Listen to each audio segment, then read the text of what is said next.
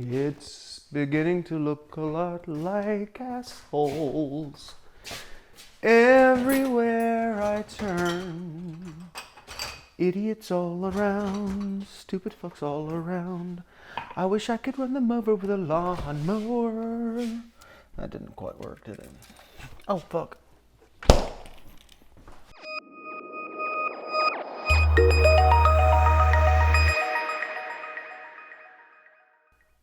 Okay. I looked semi-pregnant there for a second. I was very concerned. This microphone is itching. Word up, my people.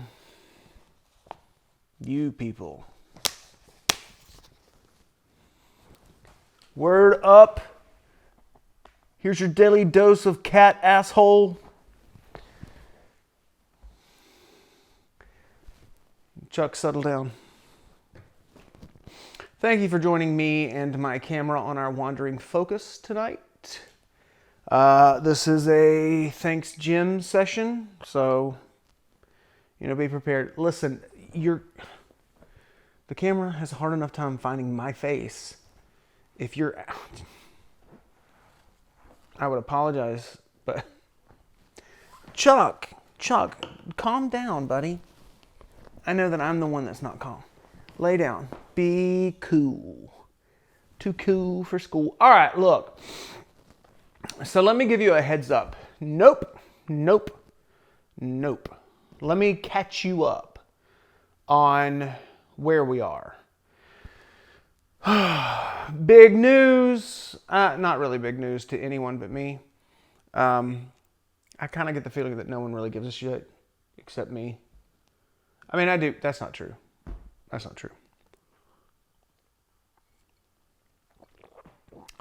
Thanks, Jim. Jim gives a shit. Chuck, if your asshole fights for the focus of my face, not my face focusing on your asshole, but the camera, which is supposed to be focused on my face, if it focuses on your asshole instead, as if that's my eyeball, whatever. All right, so here we are. It is, let me see what day it is. It's sometime in April 2021. April 29th, 2021. Thank you, ladies and gentlemen, for joining me on this circus ride. I am on, this week was a writing week. So I'll be honest, I don't have any idea what I've said to you in the past, what I haven't said. I know I tend to repeat myself. I say this all the time. That's one of the things that I often repeat, is that I repeat myself. This is the first time that I've used this ring light in the traditional Instagram influencer way. I own a couple ring lights just because they're very easy to set up and create ambient light if you bounce them off the ceiling when I'm doing interviews and stuff. But this is the first time I've done an actual video shoot with it, with myself. It's never occurred to me to use it in this capacity, and this is literally the capacity it was meant for. But now looking at my face, I want to go, wait, is that a model face? Let me see if I can find my model face. Hold on. Don't make me laugh. I'm trying to find a model face. I don't know why. It's supposed to be, what's that, duck lips? Duck ass? Forget it. All right. All right, so here's the deal. I got back my manuscript for book 2 from my editor. Good job, Parissa. I have no idea how she says her name. I really need to find out. I don't remember when I got it back. A month, 6 weeks ago? Who knows? I have worked through the manuscript, and at some point I want to circle back to the concept of... Actually, maybe that's what I'll do tonight. I do want to tell you, though, that I have... So I got book 2 back from my editor, and I have worked through her edits, and I've gone through each of those chapters. I've ran each of those chapters through the app that I use that is the deep dive kind of editing app that looks for cliches, and I can't think of anything other than cliches. It does a lot more than that. It's really souped up, like spelling and grammar check. The name of the app is Pro Writers app. Pro Writers app. I'll tell you, I'm certainly not sponsored by this app, but I love it. And so if you're watching, I'm assuming that you're here because you are also like me and you're just trying to write something. And so I will interest you. What? So I will share that information with you. You may find it interesting. Cat ass. If he had backed that thing up on my fingertip, I would have literally... I don't have any idea what I was talking about. I knew it had something to do with writing. Pro Writers app, I believe, is the name of the app. It's very useful. I'll tell you more about that. At some point, I'm going to go do a deep dive. I hate the expression deep dive. But I'm going to go in a deep dive. And this hand signal, that means nothing.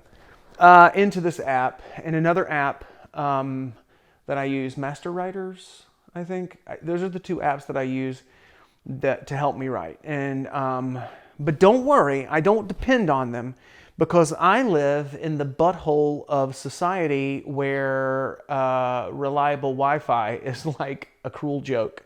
But this week that I'm in was a writing week, and the point was for me to finish working through all of Parissa's edits on book 2, on manuscript 2,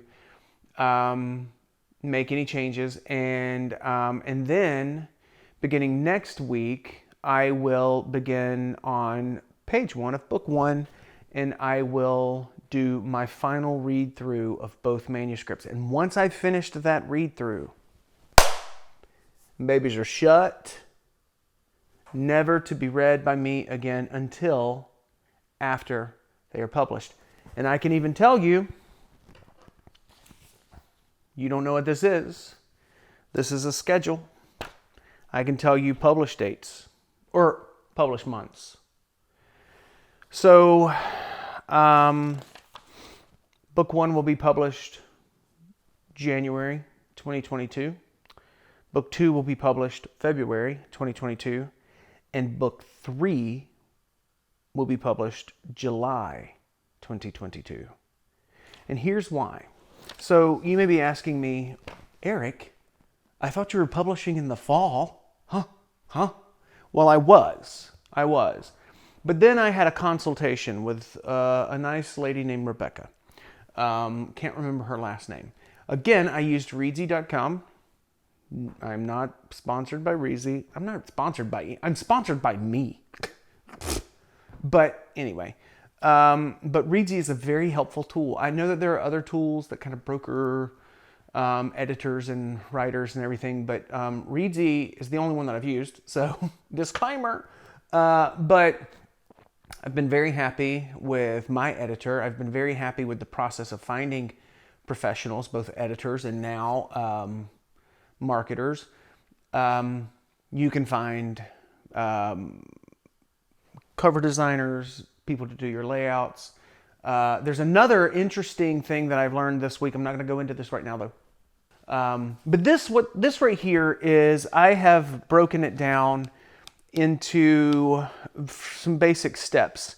And I'll go over these steps with you at some point, because this is the kind of valuable information that I needed someone to tell me. So in the future, I am going to actually hire, I've scheduled a consultation with another freelance marketer, and because I wanted to reach out to 2 freelance marketers, and a consultation is fairly cost effective. The first one was like $145. The second one is going to be like $250 or something like that. I don't really remember, but still, for a consultation where they give me advice and kind of give me a launch strategy, not a plan, but a strategy, and tell me what's next steps are. Oh my God, this is so itchy. That's very helpful. That's very helpful to me. because I don't know what the hell I'm doing. Bottom line. And I've invested all of this time into crafting what I think is actually the first couple of books in a really good series. Like I feel very confident that what I've written and worked very hard to perfect is good. And that comes from my beta readers, which I have a small list of beta readers, organic beta readers that I just know in life, through feedback in other channels like my editor. My consultation with Rebecca was very helpful because, yeah, I just skipped over whatever I was talking about because it's not important. I'm supposed to talk about something else today, but we don't call it wandering focus for nothing. I've broken it down so that I understand the applicable practical. I've broken it down into steps. The steps from beginning an outline to taking that outline and converting it into a first draft, to taking that first draft and polishing that first draft into a manuscript that is ready to get to my editor for a developmental edit, getting that manuscript back from my developmental edit, reworking the manuscript based on his or her, in my case it's her edits, and crafting manuscript 2 and getting that manuscript ready for proofing, and then layout, interior formatting, which is it's the same as layout, but it's interior formatting. Getting my illustrations back from my illustrator, which is one of my favorite aspects of this whole process. Getting illustrations back from my illustrator makes me cry. It literally makes me cry seeing characters and scenes that I have depicted that have only existed in my imagination and then I have put on a page. Seeing that filtered through another creative's imagination. Oh my God. It is like the best thing. Also, my illustrator is like my best friend, so I love him to death. But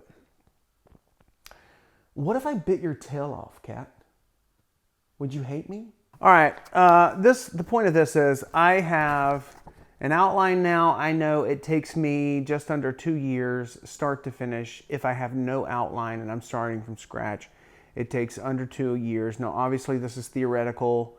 And it will take me some time to actually prove or disprove how well this will be. It's also a sliding scale depending on the book, how big it is, how well formed it is in my imagination, all that stuff. But basically, I have an outline. Perfect. I'm gonna have to get a new drink. But before I do that,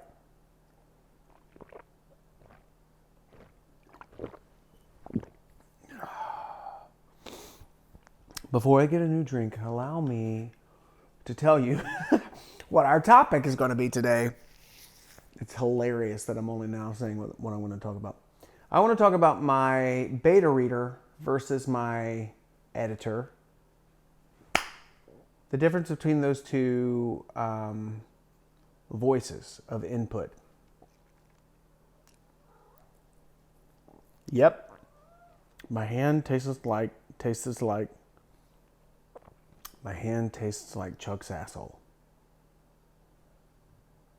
How do I know what his asshole tastes like? Come on, Chuck, bring your asshole over here. I know you want to. Asshole. All right, so let me talk. So here's the deal. I promise once I get into this conversation, I'll actually stay on focus marginally well. So here's the deal. I think any aspiring writer wants to be good. Any aspiring anything wants to be good. Unless someone is just after a cash grab. And I'm not even like judging that. Like there are people who write to market, who look at the market and say, oh, this is popular now. I'll write in that genre, that subgenre, that sub-subgenre, in order to capitalize on this wave of popularity. And I actually think that's a great idea. That's a fantastic idea if that's what you want to do. I don't want to write to market. I'm not trying to write to an emptiness or a void, to fill a void. You know, I'm not trying to appeal to, I am trying to appeal to a certain kind of reader, me. I'm trying to appeal to myself. And here's the deal. So my editor is very thorough, and she is very traditional in a contemporary sense, meaning that she knows what sells books. She knows that most people who are reading books, they basically want you to spoon feed them all the information. Thanks, Jim. And they're fickle. And so if you don't do things like remind them what terms mean, or remind them what happened in the last book all the time, or spell out a character's motivation, but you can't tell it. You got to show it, but you still have to tell it. Then they're going to be like, I don't understand, or something. However they talk, I don't know, because I'm not really interested in that kind of reader. I'm looking for a reader who actually likes to think, who wants to think about what they're reading, like me. So I do enjoy easy reading. I do enjoy what I call popcorn fiction. I read a fair amount of YA novels because they're fairly easy. Even more complex YA novels are kind of written, well, they're not kind of, they're written for young adults, basically meaning like high school, college. And they're not written for their complexity. They're certainly not written for their literary, I don't know if that's true. Their literary merit. That's not true. That's what I was going to say, but that's not necessarily true. They're written to be accessible. Listen, I run my chapters through this ProWriters app, which I've mentioned. ProWriters app, just go ahead and sponsor me, okay? Come on. I should probably post any of these videos if I'm going to say that. They will tell you what reading level your writing is on, and my reading level is like, I saw one chapter, I don't remember all of them, but one of the chapters that I was working through today was like a fourth grade reading level. Fourth grade? Oh God, my camera battery's about to die. It is so hard out here for a pimp. I think my editor, she knows the formula that sells books. Is my face in focus? My editor knows the formula that would sell books. And so she's always, Chuck, didn't I mention that he just bites me for no reason? Like he literally came up here like, pet me, pet me. I start petting him, watch. Now watch. Now look, what's happening? Ow! I will waterboard you, bitch. One thing that I hate is when I'm reading a book, a series, and the author is so convinced that I'm a fucking idiot that they have to remind me of every little detail that they reference from a previous installment. Like for real, I hate it. I also hate when they take the time to define every little term, especially if they've taken the time to define those terms in the past. Like, trust me to at least be able to retain enough information to get the gist, you know? Like, yeah, I get it that there are things that I'm probably going to forget, especially if I wait a year between books. Do you see something floating, or is that my imagination? Thanks, Jim. So a lot of the time my editor is telling me to do that, to recap, to define, to remind the readers, or to help the readers along. And I do get that that is necessary. I get that if they're so confused by things that they don't know what I'm talking about, then it's going to take them out of the story, and that's going to ruin the effect, right? So my editor, she is very formulaic, and I know this. I know, I get it. I'm a freelancer, and so I know that when I am hired by a new client, I need to have a template to start with. And then I modify that template to fit their needs, but I still start with a template. Like, that's the only way I can be productive. That's the only way I can make a profit. And so I know that she has a template. I know that she has a system, a formula, and guidelines that she basically judges my book by in order to know how to, like, what beats in the story this should happen. And she talks about this a lot with me, like the wins or the false wins or the whatevers, the opposite of wins, which is failures, but I don't think that's the word she uses. But anyway, you know, to me, a story has a beginning, middle, and end. You know, I used to teach literature. I'm very familiar with the hero myth and the steps there. I wouldn't say I'm very familiar with the steps because after a while, you know, I ignore them. But I am familiar with those concepts, right? I know that a story has to have a structure and a flow, and it has to, I know that pacing is important.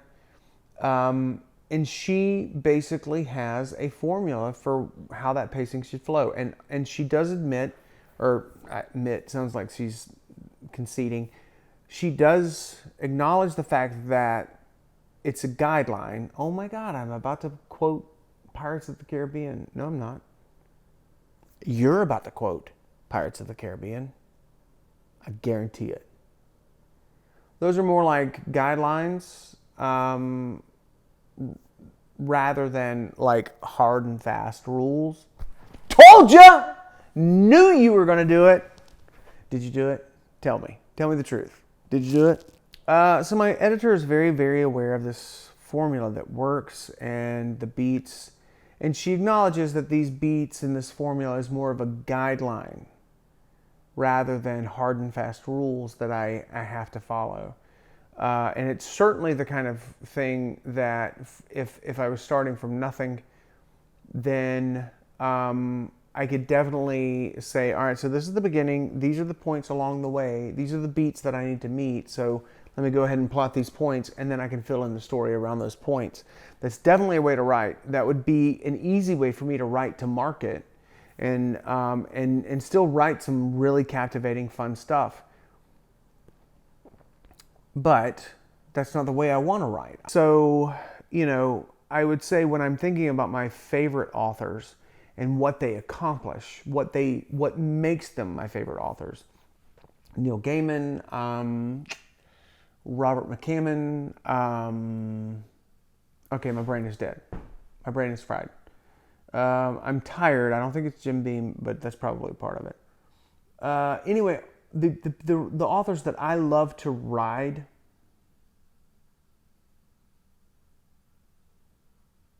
It's so dirty. The authors that I love to read. The authors that I love to read are the ones that kind of make me work for it. They don't just hand it to me. Like, I enjoy that kind of literature. The kind of literature that I can read without really investing a lot of effort into it. Oh, look, Bella, you found the back door that's been there the whole time. You cute. Come here, babe.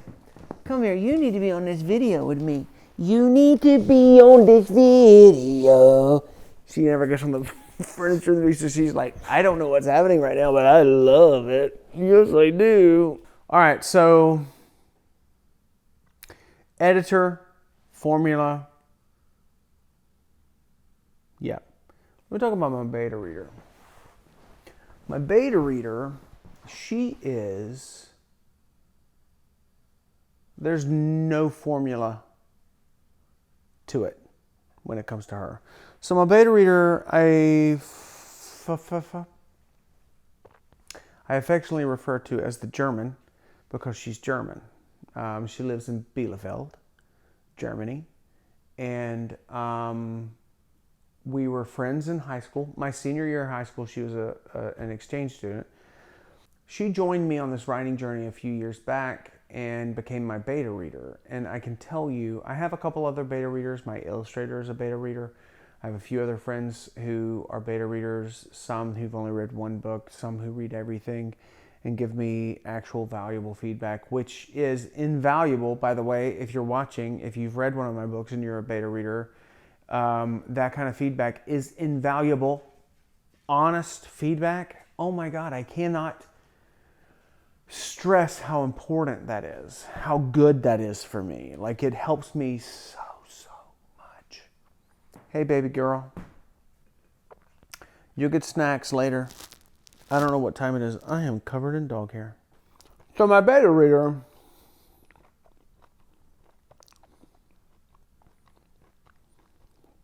the German, she's an artist.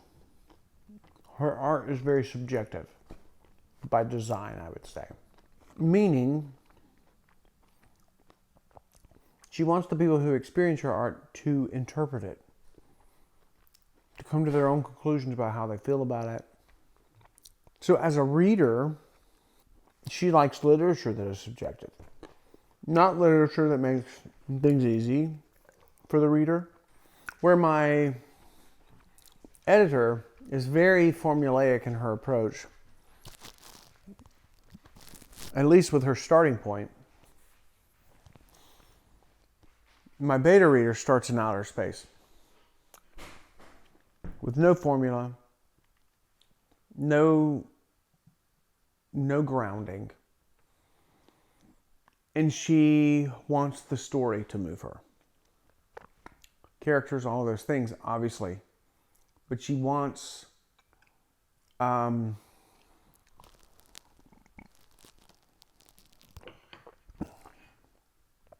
she's not necessarily looking for those beats or those things that make a book accessible.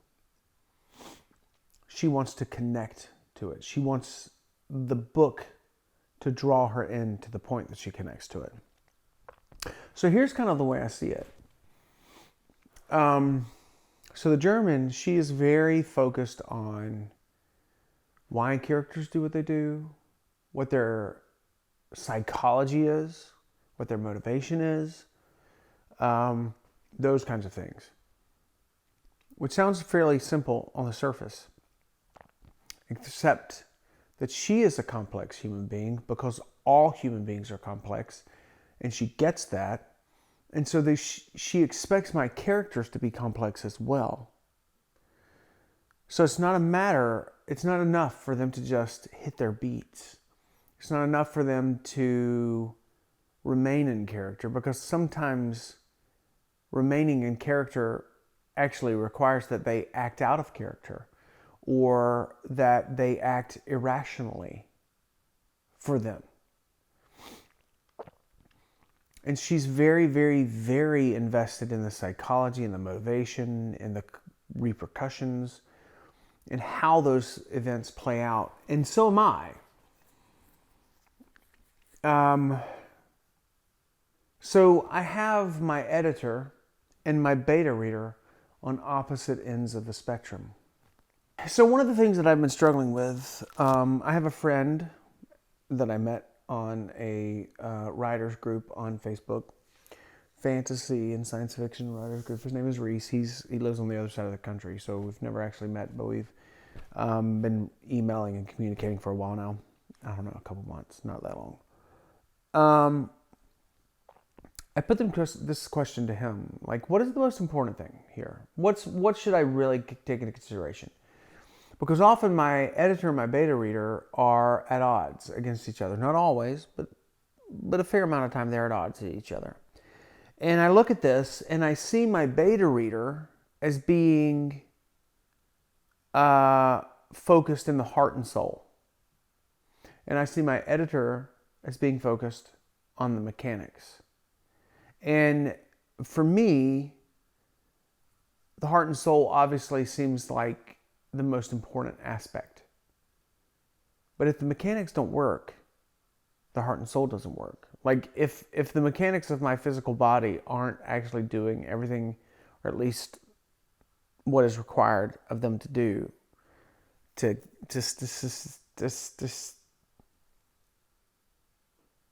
sustain my life, then my heart and soul is going to be like, disembodied. I require the mechanics. Like, the mechanics are important to sustain the heart and soul. But without heart and soul, the mechanics are just that, lifeless mechanics. It's really hard to say one is more important than the other. Yeah, I would say the heart and soul is more important than the other, but I wrote strictly from the perspective of heart and soul for years and years and years and years and years. And when I read things that I wrote then with lots of heart and soul, it sucked because I sucked at the mechanics. Like, it's not enough. It is not remotely enough. Now, she's also very focused, my beta reader, the German, is also very focused on technical skill. It's embarrassing that she is better at English grammar than I am, and I am a native speaker, and it's her, like, second language. But whatever, we're not going to go into that. So I know these things are important. Are they equally important? Does one outweigh the other? Because they often will say, I need more reason for this. I need to explain the motivation behind this. I need you to tell me why this character is feeling this thing, or why they are doing this thing.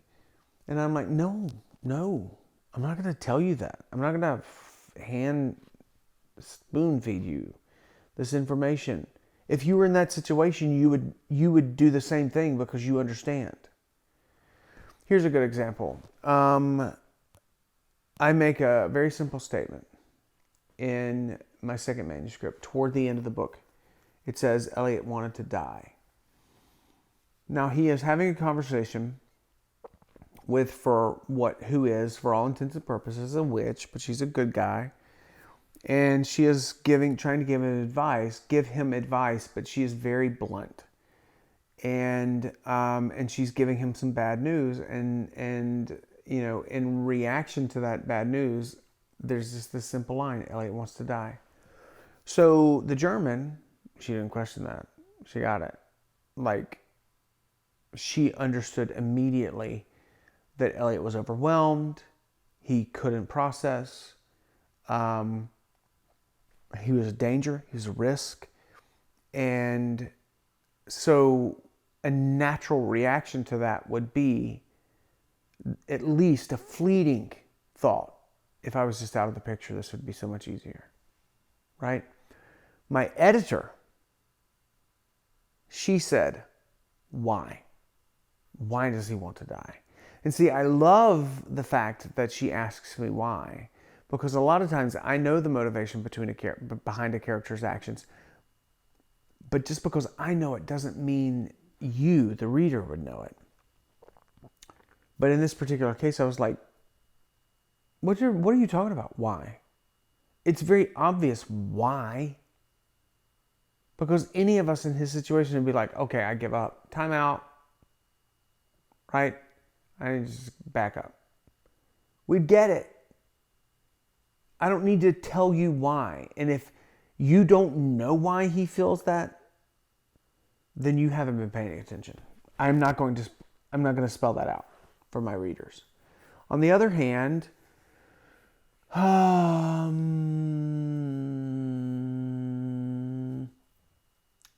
can't think of an example now. I'm hungry.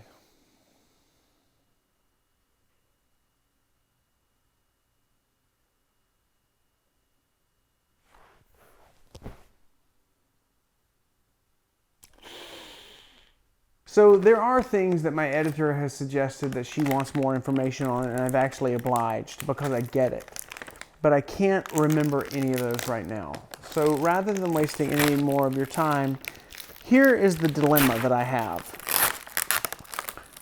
Because often my editor wants one thing, my beta reader wants something else. So who do I write for?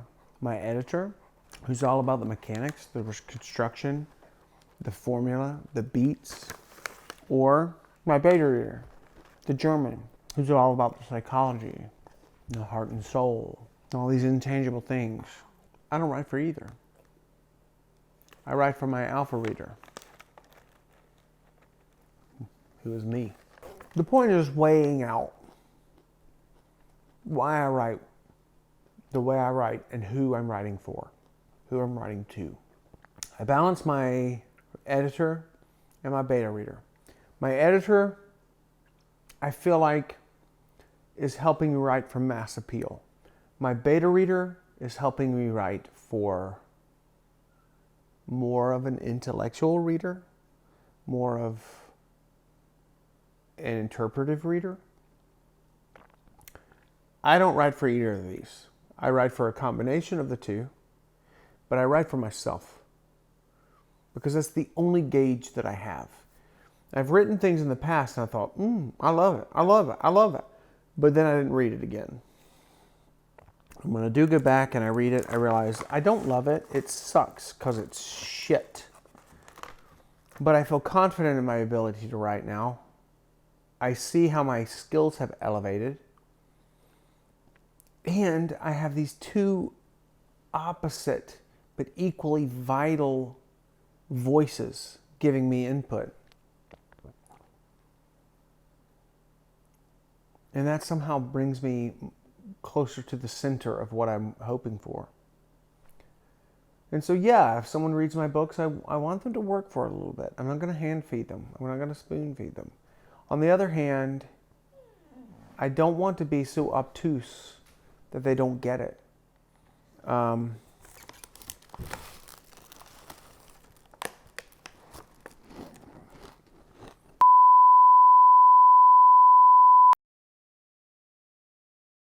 Who's your target audience? My target audience is me. That may be foolish. If I listened to my editor, maybe I would sell twice as many books, 10 times as many books. Who knows?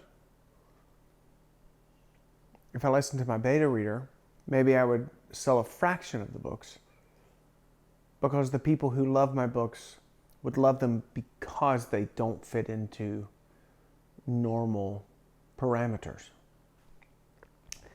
And maybe they would be so loyal that it would be magical. But there's no way for me to know. And I can tell you there's a good bit of stress. Stress, maybe not the anxiety. I just forgot English. Stress may not be the right word there, but I can definitely feel the responsibility of the words I'm putting on the page, especially since I am one more read through for both books 1 and books 2. Books 1 and 2. Before I set them aside, I will send them to my editor for proofing, but I'm not allowed to read them again for editing purposes. I can only read them for layout until the books are published. Because otherwise I would be editing them constantly. And if I make the slightest change, I need to get it proofed again because I'm going to make a mistake with something.